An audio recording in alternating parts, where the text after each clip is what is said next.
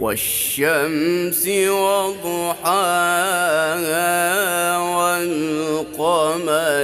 إذا تلاها والنهار إذا جلاها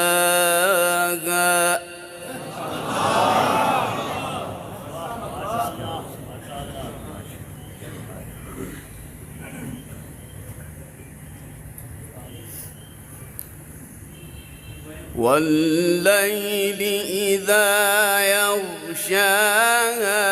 والسماء